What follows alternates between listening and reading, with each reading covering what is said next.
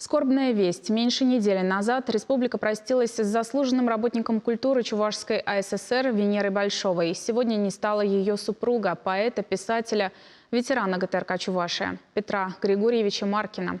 Он ушел на 92-м году жизни после продолжительной и тяжелой болезни. Главное счастье, истинное счастье – это когда человек живет в ладу с природой, когда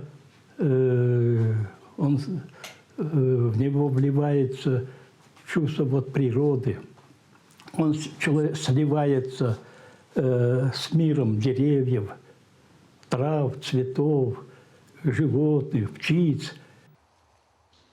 Природа для Петра Григорьевича была чуть ли не главной темой в творчестве. Ее красоту он оценил еще в детстве и воспевал всю жизнь. На чувашском телевидении в свое время выходила передача «Природа и мы». Карьера Петра Григорьевича в гостелерадиокомпании Чувашии началась в 1967-м. Старшим редактором на ГТРК Петр Маркин проработал 23 года. Молодежная редакция, которую он возглавлял, стала лауреатом всесоюзного конкурса.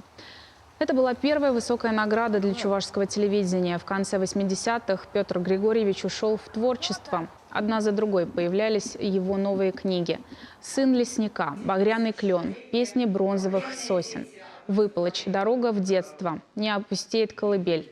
В 90-е по его произведениям сняли 2 художественных фильма: «Степушкино поле» и «На берегах Малейки». Их тоже отметили наградами на международных телевизионных фестивалях.